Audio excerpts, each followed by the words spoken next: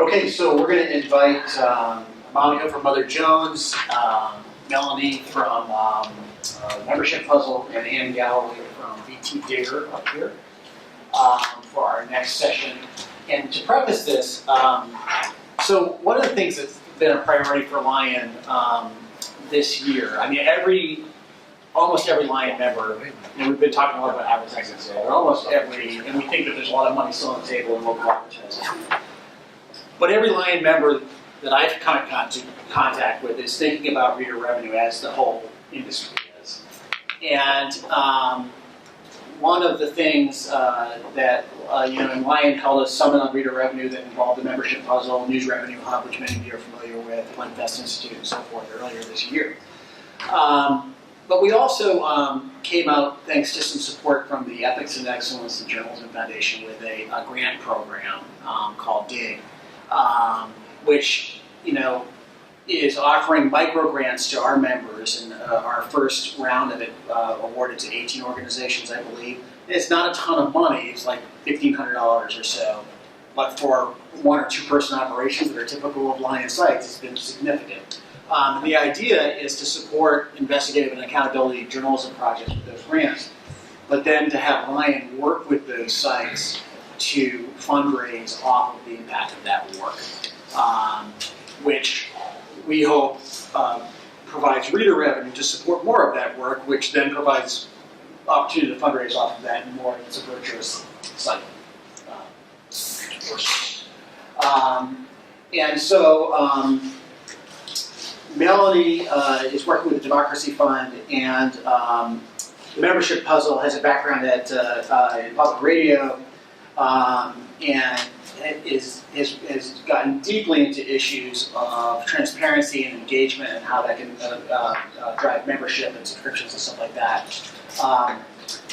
Mother Jones, I think, got everybody's attention a couple of years ago, not only with the great success they've had over the past couple of years in raising revenue, but also, you guys remember that story, the series of stories they did on private prisons and so forth, and they wrote that story that everybody shared that said, like, this, I'll let you, but this costs this extraordinary amount of money, this crazy amount of resources we put into this, and we can all identify that, on a smaller scale. And this is how much advertising revenue generated. And to me, that kicked off a lot of people's understanding of the need to go to readers for this kind of fundraising. So I'm going to stop talking and turn it over to you guys. And I think Ann will probably join us here in a second too, and Galloway at BT Digger. Is it okay if I get Monika to go first? Sure. Yeah, I think we kind of barely need this, especially if some of you scooch in a little, so it feels a little more cozy. Use the mic. Use the mic. But at least we don't need it for Use the mic. volume.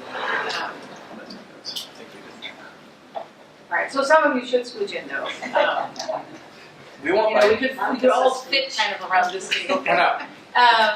So I'll just riff a little bit on the experience that we've had. I'm actually really excited to be here with this group because one of the things that Mother Jones is a unique beast in that we are a nonprofit, but we are also a publisher that operates in the commercial space. That's how we've always been.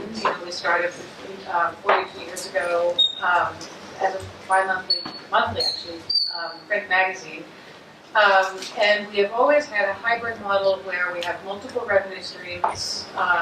Advertising, subscriptions, and donations are the key elements, but we will use any revenue opportunity that comes along that allows us to maintain the integrity of our journalism. So at different times, that has included film and television revenue, licensing, syndication, you name it. And I happen to be convinced that this is actually the model that will sustain journalism in the long run. It's not any one of these models, not any one of these revenue streams. It's the combination of all of them, and that's what you see, happening at certainly the Times and the Post, where at this point they're the reader revenue umbrella encompasses a range from a very transactional, I'm going to buy this product, to a very, to really appealing to a philanthropic impulse. And of course they still have their advertising and events revenue streams. So, the fact that you guys are experimenting with that kind of mix, not necessarily under a 501c3 umbrella, but with the same goal of mobilizing communities to support you in various ways, I think is really important. And some of the experiences that we've had might be helpful there. So we have historically, direct mail used to be our primary mode of communicating with our readers about supporting Mother Jones or subscribing. And this mail was very much like the other mail that arrives in your mailbox, and it works to an extent, but it wasn't really capturing kind of the depth of the conversation that you could have with readers about why they are needed.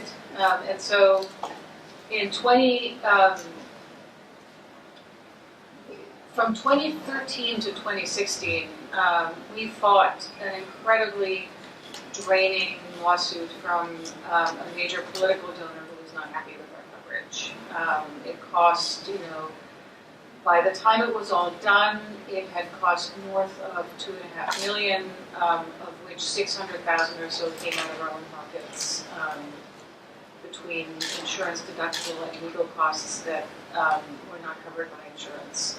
And we could have gotten out of this for about, the donor sued us for $74,999, because that is the limit after which the case would have been eligible to be moved to federal court, where we would have faced much better odds. So we could have made this go away for $74,999, but it would have put an asterisk on our reporting for all time, and we felt very strongly that our reporting was accurate. So I'm telling you this long story because in the fall of 2016, much to our surprise, when the case was about to go to court, we prevailed on summary judgment. And the judge basically said, this case does not actually need to go to trial. They were right. But we were already out all this money. And we had to, it was, that $600,000 was a big hole into what was then an $11 or $12 million annual budget. And so the only thing we could think of, and I was at that moment just transitioning from the newsroom to being the CEO. And so as a journalist, you use the tools that you have and you write a story. So I wrote a story about telling our readers about all this, how it had worked, and that we needed their help. It was a very non-traditional, as a fundraising appeal, it was idiotic. Like, you are always supposed to be really brief and to say donate, donate, donate right up top and all the way through. And this was really much more of an in-depth article. But the readers responded just amazingly. We were able to raise about half of that $600,000 cost from our readers. So that showed us a path for a different kind of conversation with the readers. And what followed the following year when we published, right as we were celebrating with our lawyers having won this lawsuit, we shared with them that we were about to publish another really explosive story, and they just about spit out their champagne. We published a story where a reporter got a job in a private prison and worked there as a guard for 4 months. And having done that story, we felt that it was as good a time as any to tell the world what this kind of reporting involves. And so I wrote another piece that basically said this story, conservatively, not even counting all the support that goes into it, but just the direct reporting and editing costs and fact checking and video production, etc., cost about $350,000 by the time it was all done. And when I totaled up the advertising units that ran on those pages, even with $1.5 million uniques to that story, you know, it was going to come out to about $6,000 or $7,000. And that did really resonate with readers. We said in that article, this is why this kind of work cannot be done in so many news organizations, because you just cannot pull somebody out of the day-to-day newsroom for that length of time, give them that level of support, and expect to make it back with traditional revenue streams. And if you want to make this kind of reporting happen, not just this one time, but down the road, you should sign up as a sustaining donor, committing to any amount that you feel comfortable with on an ongoing basis. And if we, you know, identify enough sustaining donors, we can do another investigation like that every year. And it worked. People, you know, signed up as sustaining donors for what amounts to an additional $350,000 or a little less in annual revenue. The third example that I wanted to bring in was last year, as some of you know, Mother Jones was the only news organization that reported on the Steele dossier before the election. We didn't publish it, but we said it exists and the FBI is looking into it. And so that issue had consumed a lot of our attention, and we decided we needed to give it even more bandwidth, and we went to our readers again and said, for this project, to get, you know, to put an extra full-time reporter on the Russia scandal, we need your support. It so happened that we launched that campaign 2 days after Jim Comey was fired. Well, it didn't so happen. We had thought about it and, you know, gotten almost ready, but then when that happened, it was clear that we've got to drop this thing now. And again, we raised the budget for the project in about 3 days. So I tell you this not because it's easy. You know, we, you know, fight every day to keep the doors open. And, you know, as you know, with reader revenue, like any other revenue, none of it is handed to you on a platter. You have to fight for every penny of it. You have to replace every penny of it as it turns over. But there is a substantial amount of willingness on the part of readers to support powerful journalism. And what we have found is that our previous more institutional fundraising appeals were capturing some of that reader interest. You know, the Democracy Dies in Darkness sort of universe responds to a general appeal, but that there are a lot of people who are more likely to respond to a signature piece that shows them exactly what the value add is. And that ties directly into these microgrants. I can see how showing that we did this piece, it took us, you know, this amount of work, it had this kind of impact, is what is going to unlock for you reader support that might not be coming to you otherwise. Sorry, that was a long way of making this point, but I'm hoping that it helps flesh out that this really can work. It's not speculative.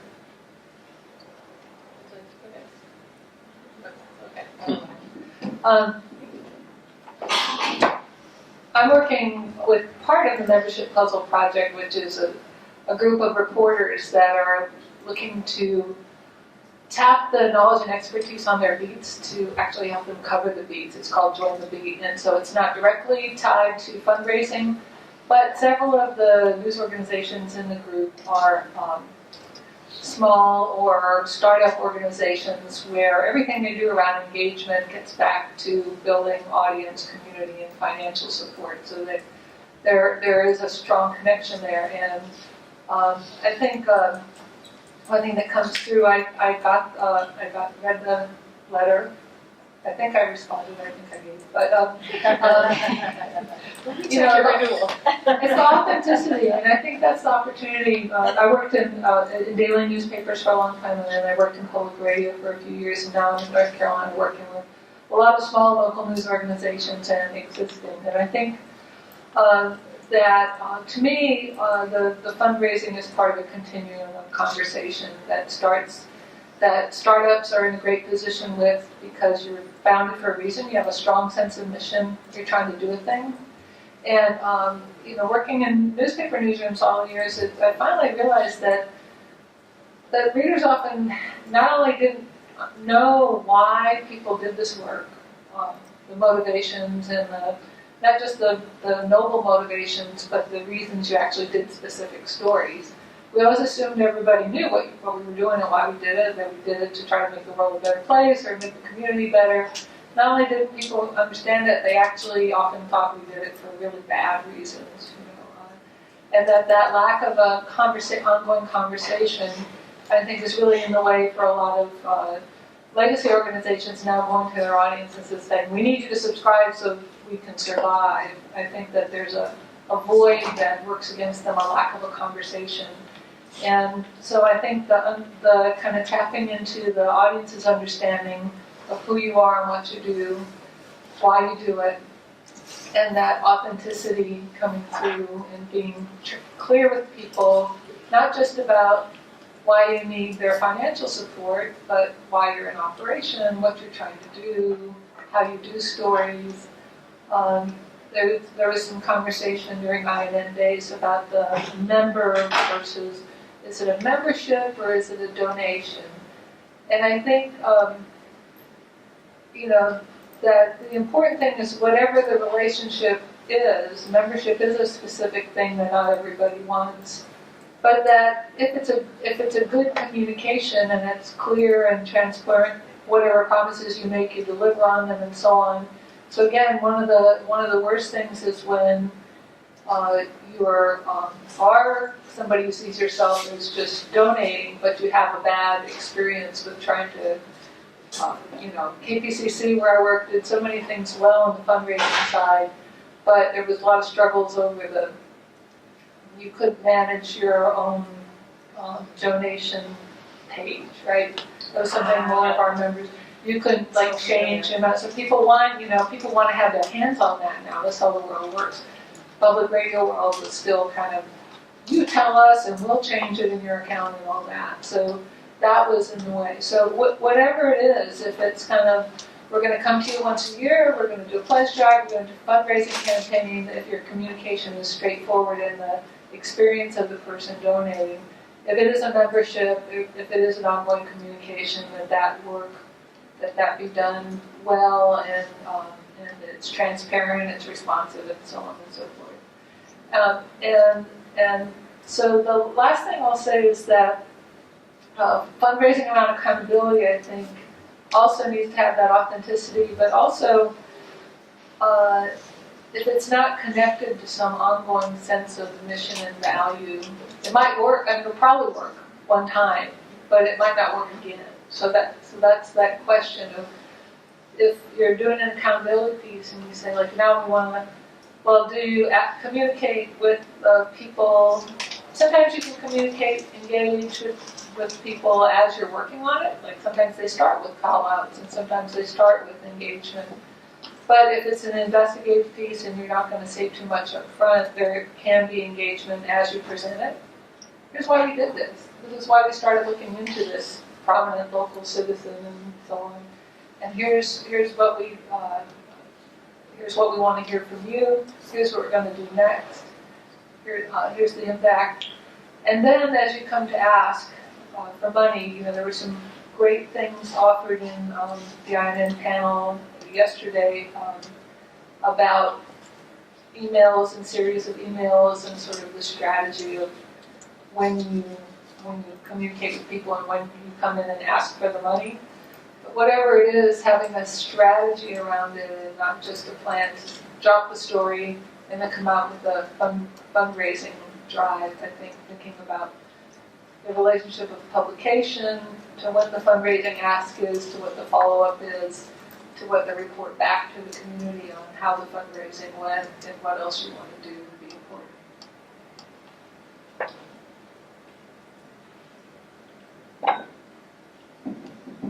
Sorry, I wasn't here very beginning, you guys. My name's Ann Galloway. I run BT Digger in Vermont, and We have a small news operation in Montpelier. We have about 20 employees, 15 of them are in the newsroom. And our focus is local and state news. And what I've found over time, starting in 2009 with just an idea, no budget, and a lot of energy, was that what people wanted was hard news. And they wanted to know what was really going on behind the scenes. And so, we kind of take an investigative approach to everything we do. I was reminded listening to Dean Backhead and Marty Barron, they were speaking earlier today in IRE, and they were saying, well, all reporting is investigative, and it's true. But I think that if your reporters are really diving in and looking hard at issues on a daily basis, and they begin to develop beats on particular topic areas that really affect your community, then you're also able to provide people with some perspective and context over time about how things have changed. And at Digger, our growth has really been tied directly to our relationship with readers from the beginning. We had a PayPal button up right when we started, and people gave us small donations when they liked a story. And over time, we've developed more and more sophisticated ways of reaching out to readers about the work we do. But at the end of the day, whenever we're running a membership campaign, what we try to remind people of is our value proposition. And it's on us every day to fight to get the stories, to fight to get the records, to get into the meetings, to get people to talk to us about things they don't want to tell us, and to get the stories up in a timely fashion to a point where, I think all of us feel like we're on a treadmill because we're daily and we're pumping out 8 to 12 stories a day. And then on top of that, we're doing big investigative pieces. And we like to explain to people why we do what we do, because I've found in meetings with readers that people really don't have a clue how this works. They don't understand the effort we go to get the information that they need. And the response from readers has been really powerful over time. We're at a point now where we can raise, we just finished our spring membership drive and we raised $220,000. It took us about 6 weeks. We had a direct mail campaign, we had emails, we had pop-ups, we had drop-downs. But that's a lot of money for a small community. Vermont's got 626,000 people. We have 244,000 readers a month. Half of them are out of state. But that's a lot of money to raise 10 local donations. We did have some matches that helped, but what it comes down to is that we have developed such a tight relationship with our readers that not only do they give us money, they give us tips. And they tell us what they're worried about. And I feel like most of the time we're really doing victim services. People write to us because they need someone to shine a spotlight on something really bad that's happening to them personally or their families or their community. At the end of the day, people really care and they have nowhere to turn. And we're kind of it, And so listening to them and listening to their needs and attempting to meet their needs is ultimately a fundraising scheme. I mean, I know that sounds terrible, but we're meeting a need and they understand that and they give us money so we can keep meeting that need. We had a series of stories this fall or in the spring about a fighter jet, the F-35 is going to be based in Burlington. And there was a citizen activist group that was fighting this plane. There are 3 communities around Burlington that are going to be affected. The noise is so loud that the CDC has determined that the noise levels would harm children's health, so they'd have to close some of the schools nearby, and they're tearing down homes in the area. And this whole process has been going on now for a long time, 4 or 5 years. And we have not done a deep dive on how this happened, why it happened, and how our Senator Patrick Leahy was involved in basically putting his thumb on the scale to make it happen. So we wrote a series of stories. It took us, we hired freelancer who had worked as a reporter for us, and it took him 4 months with the help of a full-time special projects editor to pull off this series. It was 5 stories. And after the stories were published, the city council in Burlington voted to ask the U.S. Air Force to change the basing. The city of Winooski did also, and so did the city of South Burlington. That didn't change anything. The planes are still going to be based there because politicians in the state aren't going to change their minds about it, but the public response was huge, and people were so pleased that we did this series. And we're a small shop. The Burlington Free Press, which is the biggest paper in the state, didn't even really touch this issue, and we had a chance to do this deep dive and really help people understand what the impact is going to be.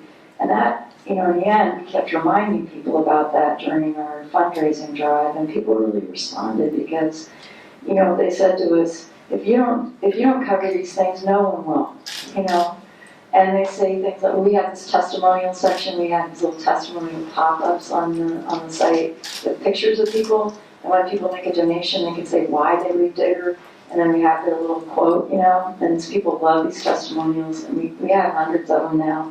And one of my favorite ones is someone said, I love V.T. Digger because you're honest and true. And that, I just think that's so incredibly sweet. And at any rate, I feel like we're providing a service that people really need and want. And the tip thing is huge. You all could do this really easily. We just have a link at the bottom of every story that allows people to submit a tip. And it's a dumb little form. People fill out the form, and they don't have to give their names, they don't have to give their email addresses. They can if they want to. Often they do. They'll put a phone number in there or not. But people know that we'll take an anonymous tip and try to find out, what's really going on with that. And a lot of people are afraid to come forward, They don't want to call you, they don't want to write an email. But they'll do this through an anonymous tip form. And they'll do it because they're worried, and they want someone to listen and to care. So anyway, I think the whole fundraising thing really is related to your value proposition and what you're doing for your communities. And that's why I have so much hope for community news and for local news, because we are all close to the ground. We are not, it makes it more challenging for investigative reporting because you get a lot of crap from your neighbors. Trust me, I'm fully aware of that. But on the other hand, people respect what you do. They want you to do this work, and they recognize that even when you write things that may seem counterintuitive or that expose someone, they understand that this is news and that shining a light on something in the end is going to change things for the better. So you're doing questions. You know better what you need than we do. Yeah, okay. I'll start off. And did you do the math, as Monika did, on how much it took to do that F-35 story with those 2 full-time people on, and how do you gauge what you got out of it financially? Well, we didn't do a. That series, we had a videographer involved, photography. So my rough estimate is about $20,000. And we absolutely made that back. I don't know. I didn't. We had a couple of pitches on that in terms of our fundraising, and we haven't done the full analysis, so I can't tell you how much money came in for those things. But you feel good about it? Yeah, I feel good about it.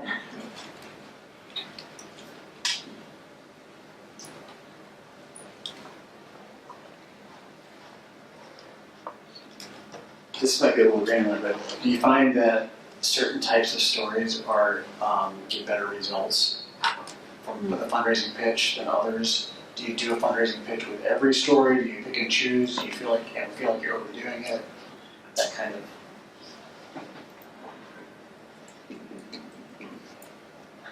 I got some. Okay, good. We only do our fundraisers twice a year, and so we do limit the amount of time that we spend doing this kind of thing because we don't want to wear people out. We do it in the spring and at the end of the year, we'll pick 3 or 4 stories during each drive that we'll highlight. And at INN yesterday, or maybe it was the day before, Jill from ProPublica was talking about how important it is to remind people over and over again in email and posts and then ads on your site and so on about the work you've done, because people will miss it. They'll miss it the first time, and it's okay to remind them. So, yeah, sometimes I get nervous about overkill, but mostly I think people aren't really paying attention. They're busy, so I think it's okay to repeat the messages. Yeah, I wasn't as aware until I worked inside public radio of how intentional and pervasive the messaging is. But if you think about it, when the pledge drive comes around, it's not a new idea that you're going to be asked for money or that the listeners are a key amount of support. So there are messages that air on the KPCC homepage. It says member-supported news. There's a lot of things interwoven, and I think but it is also intentional to kind of pick when you come and actually make an ask for funds. So that's a little different from I think some other kind of tactics. I would say we've experimented with this fair bit and are continuing to do it because it's our hypothesis that different audiences will respond to different types of stories. And so, one of the things that means that we want your consistent messaging on every story. But 2 categories that jump out is when you're being attacked, you should absolutely tell your readers about it and should absolutely fundraise off of it because it's why they want to support you. When you're being attacked for a reason that you shouldn't be attacked for. We have actually, we're in the process of moving away from the kind of set pledge drives and toward a much more flexible model that is more tied to when we have an amazing story, like when we had that prison story. It did not land at a time when we normally would have had a pledge drive, but it seemed obvious that right now at this moment is when we can show you what your money does. The other lesson was that it's often not the stories that we think it is. We have had failed campaigns around stories that we thought would really connect with the readers that just bombed. So, which argues more for a kind of test and iterate approach where you just try it, and if it's not connecting, you let it rest and come back another time. Do you know, I'm sorry, I'll give other questions, but do you have your audience segmented emails or information about them where this segment of my audience cares about immigration and I can directly talk to them about that topic? Or are we not is no one that sophisticated? We have some level of segmentation. We have different newsletters on different topics. However, we find that they all get pretty much the same engagement across the board, and that our audiences don't. We actually bet on really cultivating audiences for specific parts of our reporting, and it might be that it's just the moment that we're in that because of a political and media environment that is very different from what it was 2 years ago. I think right now people are so dialed in on just the holy shit moments of political news that this kind of segmentation is not as effective as it might be in common waters. Right. And are you finding, we hear about people talking about 1% or 2% of your readers being willing to be members or donate. Is that what you guys are finding, or? In public radio, it's closer to 10%. 10% of listeners on average give. And I think Kinsey also mentioned the other day, Kinsey Wilson, that historically it takes 7 years on average for people to go from listening to giving. I think in the Kickstarter era, in the time when consumers are getting more used to being asked to fund things, I think that's changing. But I think that question of converting one time to sustainer is now something that is people starting to get more used to it because they have Netflix, they have a lot of stuff going on their credit card, so that's becoming more comfortable for people. Sustaining numbers are huge because you can count on that money year over year for your budget. So it's actually not that easy, I don't think, to get people to convert to that. And I think we're up to about $65,000, $70,000 a year in sustaining members. And that's been, it's taken us a couple of years to get to that level with a concerted effort.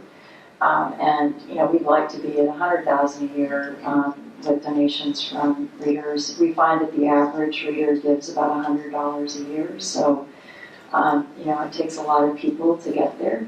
But that's also important from another standpoint, which is these are your most loyal readers. These are people who are, I think, really committed because they are giving every month, and you can count on them. And I do think that it just takes a while to get those numbers up. I would say, almost an incredibly rough rule of thumb might be, we also used to see that kind of 10% ratio with print subscribers, and still do. So, public radio and print magazines have about that ratio. I would say for digital, it's, much closer to the single digits or below. And for social, it's another order of magnitude below that. So I would almost look for, a 1% conversion rate in digital and maybe a 0.1% rate. So I find myself giving all the time because it's so seamless. Right. Facebook has my Good for you. No, let me finish the sentence.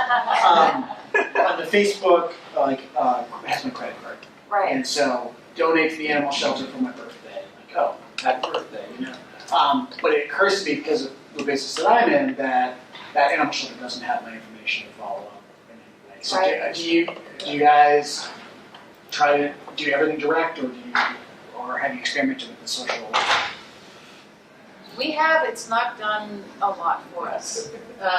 People on social just are, I think the engagement and, the engagement that journalism gets on Facebook is not the same sort of emotional connection that a GoFundMe or an animal shelter gets. Yeah, that's absolutely right. We haven't. We also just don't like the idea of people clicking on something off of our site. We use Facebook obviously, but we don't fundraise on Facebook very much. We'll promote the fundraiser, but we don't use the functionality they have available for fundraising. I think one of the things that I've been reconsidering about the way I look at our metrics in general, speaking of this, whether it's 1% or 10% issue, for a long time I went with a monthly metric. I was always thinking, 244,000 readers a month, that's a lot of readers, right? But, when you think about in the old days, in Vermont anyway, at the Burlington Free Press, they had a daily subscription or reader rate of about 50,000, right?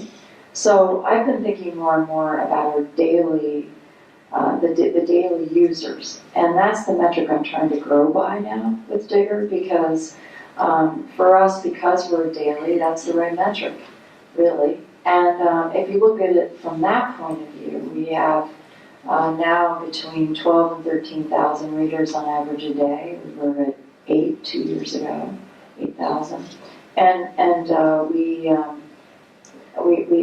have about 2,500 to 3,000 donors in a given year. So, that seems like a pretty good ratio if you're looking at it from a daily standpoint. And weekly is about 55,000 unique readers a week, and then but as a percentage, of course, of the monthly, it's like 1%. So it really kind of depends on how you want to look at it, but I also think that in terms of driving the growth of our organization, I want to be thinking about the daily number, not the monthly anymore, because at the end of the day, it should be, as Kinsey Wilson said the other day, you want to develop a daily habit, and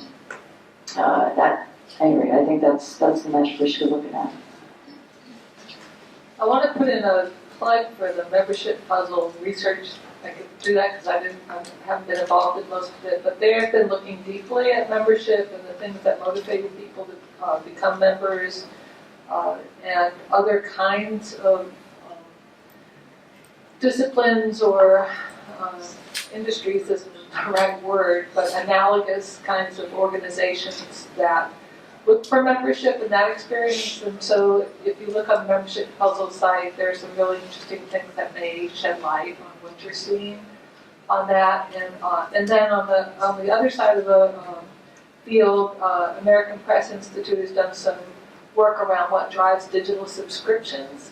And I think if you look at that, they have different kinds of people who might become subscribers. A lot of that, I think, could be enlightening to motivating people to become donors also, because I think it's some people who become subscribers are motivated by the same thing that would cause them to become contributors to what you do. So that's just some stats. Can you give us a couple of highlights? I mean, what in terms of what that research shows? Well, one thing is, for instance, it's not the tote bags and in public, so they did look at public media specifically and talk to members about what causes them. Affinity, kind of a belief in the mission is part of it. The tote bags, I think, I've sometimes been motivated to give because there was a hoodie that KPCC had that I really liked. So it was really bad because I worked there, and I gave, and I was a sustainer and all that. But the pledge drives, I was always like, I've got to give a little more because it would just wear me down. Like, I have 10 more callers and so on. It's like, and I know all these hosts, so their voices would get me. But it was that. It really wasn't the premiums that was driving it. It was, this kind of idea of relationship. Membership puzzle is identified in kind of thick and thin memberships. Some people want a relationship. Some people just want to give money. Like don't give me any stuff. Don't send me any emails. I don't really want a relationship. I've got enough of those. I like what you do, and I want to give you money. So understanding kind of what you do have to, as much as possible, not treat everybody the same. In other words, not have a one-size-fits-all, but give people options of different levels of engagement.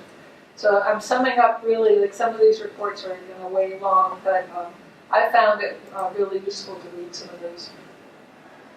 I really want to double down on that, it takes all kinds part of it, because there really are, and what actually motivates people is also not always what they say motivates them. So when you run experiments with the tote bag, you find that everybody says they don't want a tote bag, but boy, do they. Sometimes I need a tote bag. The tote bag is amazing. The tote bag is quite lovely. If I just say so.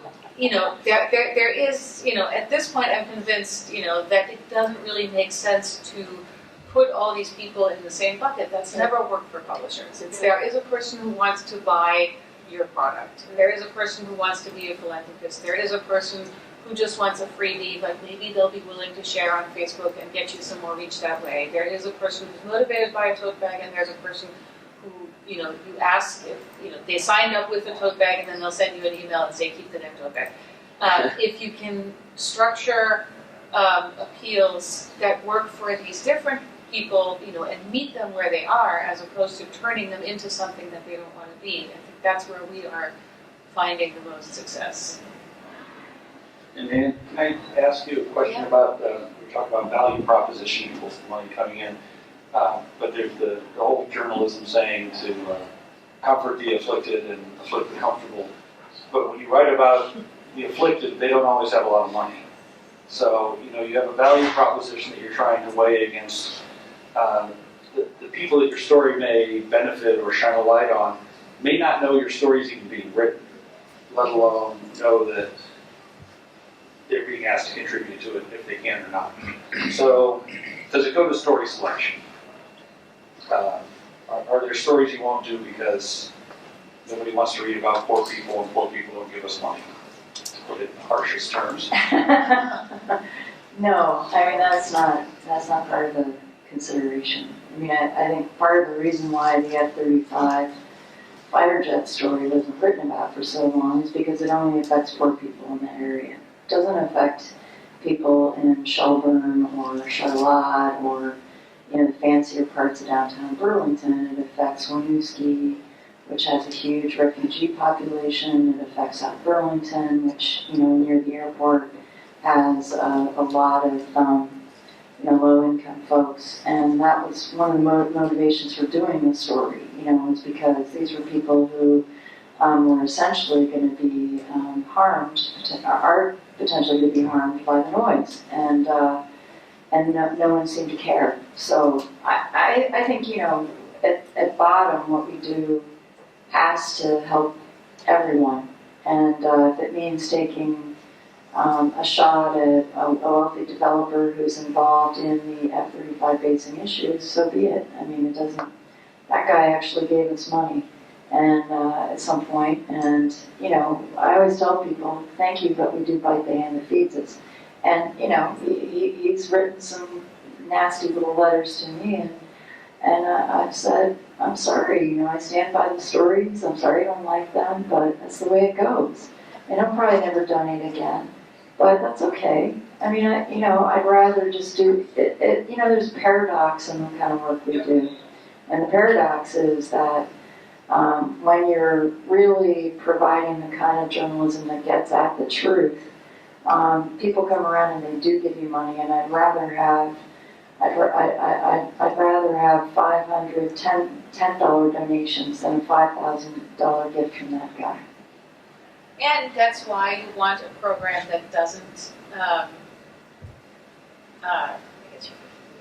and that's why you want a program where it doesn't have to be a donation. That's right. If you're somebody who's not so unselfish that they're going to support reporting that doesn't help them personally, then maybe they're selfish enough to want a cool tote bag, or maybe they're selfish enough to want, an ad-free version of your site, or, any other thing that you can sell them, and then you get at them that way.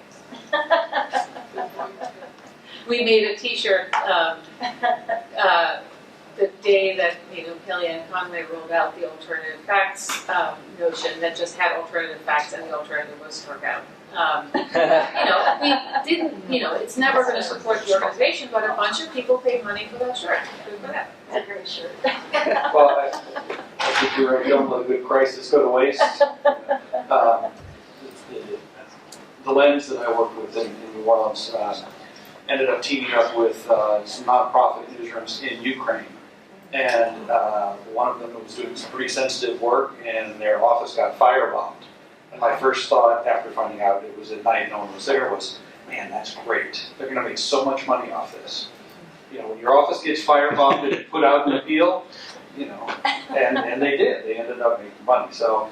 And hopefully nobody was hurt, so we get to revel in the... Right. That was a good one. So. And I have an anecdote that to me always kind of captures the essence of this. Is when the Occupy movement was going so strong, there was a protest, and there was a guy out there. Remember Ustream? Yes. Ustream. So it was just a young guy, videographer. He was out there covering this one protest. I forget where. He was Ustreaming, and he always people on Ustream, and I was watching him on Ustream. And at some point, it was going on for hours and hours and getting more and more heated, and everybody was running around police and all this. And he said, "Gee, I'd like to stay out here and keep covering this, but I'm really getting hungry." So people who were watching him sent pizza, had pizza.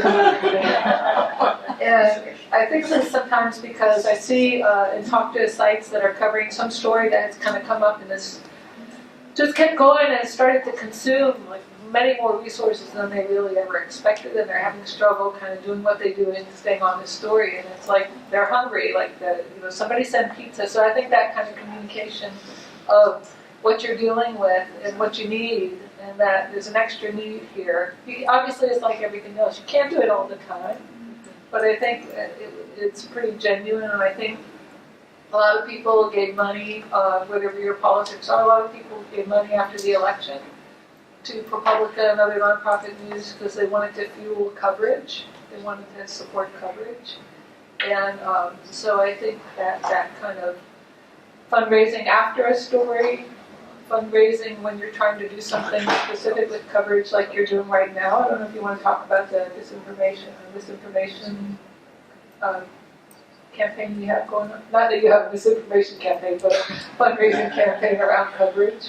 It's another basically crowdfunding project on our own site, is we have, and this was a sort of complex one that we weren't sure was going to work. We had to do a spring pledge drive. We're not, fully off of that model yet, but we also became obsessed with disinformation as a theme that ties a lot of our reporting together, and that really we need to pay additional attention to, because it's pervasive in politics, but it also shows up in climate, it shows up in reproductive justice, and there is research indicating that one of the most effective ways to counter disinformation is not so much to fact check the individual claims, but to show where it's coming from.